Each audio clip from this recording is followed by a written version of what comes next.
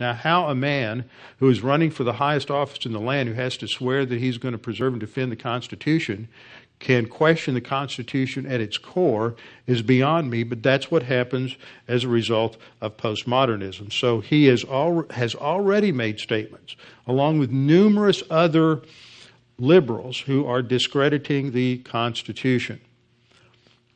Number 30, discredit the American founding fathers, present them as selfish aristocrats who had no concern for the common man. 31 was to belittle all forms of American culture and discourage the teaching of American history on the ground that it was only a minor part of the big picture. Give more emphasis to Russian history since the communists took over.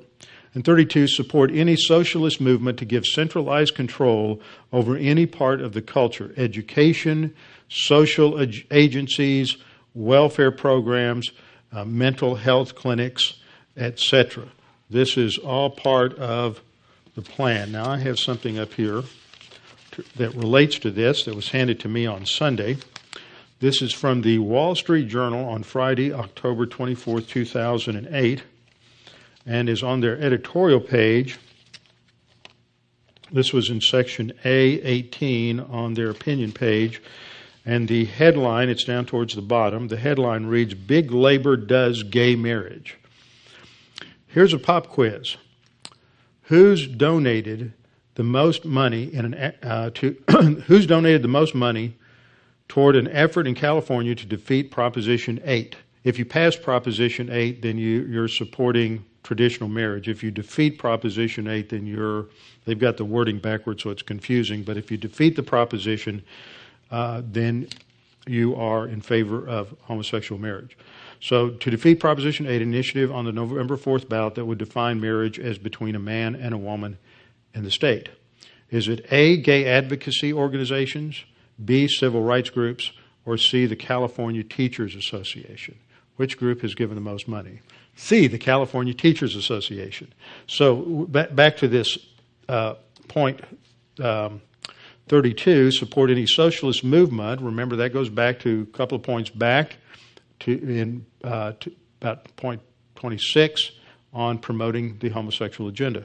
Support any socialist movement to give centralized control over any part of the culture, education, social agencies, etc. So here we have education promoting homosexual marriage and the breakdown there. So you can read that editorial later. They make some very, very important points. So what we have today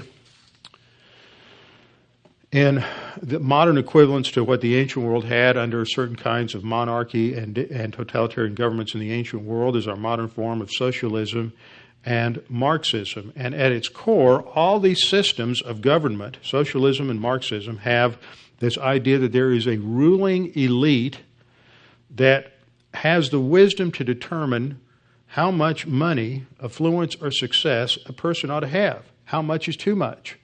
And what will happen, we've already seen it this year with their bringing, most people didn't realize that wealthy was only $250,000. Most people thought wealthy was 5 million, 10 million, 20 million, 50 million. But now it's getting closer and closer, and it's breaching into the middle class. And this is who has the right? Who can determine how much money, influence, or success a person should have, and then tell them that they have to give the vast majority of what they make after that to somebody else? What gives a government that right to be that tyrannical and that domineering?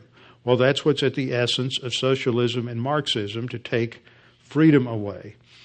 These systems always emphasize something about security and providing security for people, and that they need to give up their freedom and their options for true success in order to have real security. And then those who are achievers, they're going to take what they make, what they produce, and they're going to transfer it to those who aren't willing to work and aren't willing to succeed. Remember the parable of the talents. When Jesus got to the third one who didn't do anything, he said, "You lazy and wicked servant."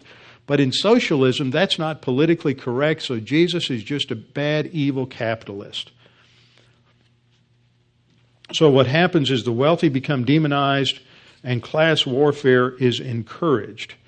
And all of this begins with taking away an emphasis on the individual and individual rights and individual responsibility and the right of the individual to work and enjoy the benefits of his own work. Then from there we went to the second divine institution. We're going to come back and look at government again and as the two intersect in just a minute. Marriage is defined biblically as between one man and one woman. Polygamy was never endorsed by God. The few instances of polygamy in the Old Testament were never approved by God or endorsed by God. And in fact, he warned kings against that in Deuteronomy 17:17. It was never something that was normative in Israel.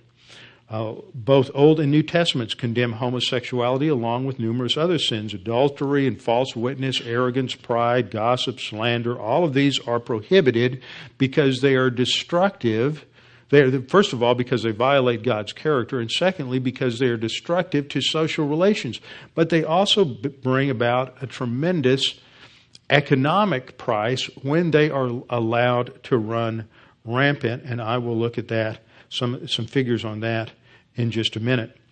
All of the founding fathers recognized that this was true, that you couldn't separate ethics from the social and the economic, that they were all interconnected. And this was true up until the early part of the 20th century. Now, but a lot of things began to change. And in the mid-60s, there was a rise of political influence from the homosexual lobby, and this has become more and more dominant as they've raised more and more money over the last 40 years, and we've seen a tremendous change take place in our culture. And this has been part of the pattern of assault on the founding vision of this nation. And we have all been effectively propagandized by the media in relation to homosexuality. Here are some facts that you may not be aware of.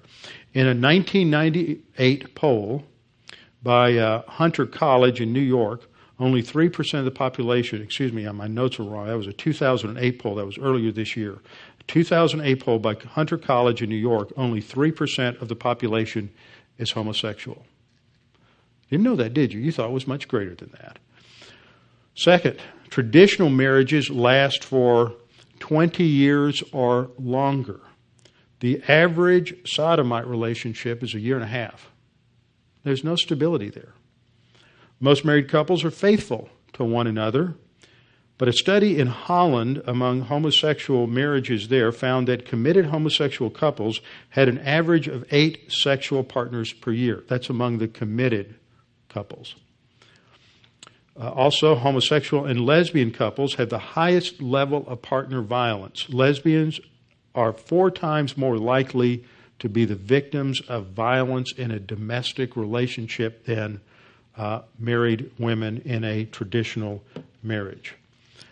And a study of Scandinavia, where they've recognized same-sex marriage for over 10 years, marriage is virtually disappearing. The vast majority of children are born out of wedlock, and there's just a complete breakdown within the home. The same trend is happening in the United States as we've gone through the whole transition coming out of the 60s, where people don't get married or they just live together. Those born to unwed parents are 7 times more likely to end up in poverty. That's the economic consequence of not having a law addressing the social ethical issue. They're 7 times more likely to end up in poverty, and they also represent 70% of the prison population. So when we get our laws away from ethics and righteousness, and when we allow these things to be shaped by a social agenda, there are horrific economic consequences. You can't separate the social policies, the economic agendas into 2 distinct areas. $112 billion is spent on dealing with problems caused by out-of-wedlock births. Social policies result in economic consequences. Now, we have to remember that homosexuality is not being singled out by Christians as something to target and to focus on. It is the homosexuals who have come out of the closet and made an issue out of everything. And what Christians are doing is standing up for the traditional law of the land embedded in the Constitution, and for the divine viewpoint standard of God is represented in the Scripture. But see, part of what is driving the homosexual agenda is that they understand something that most Christian couples don't understand.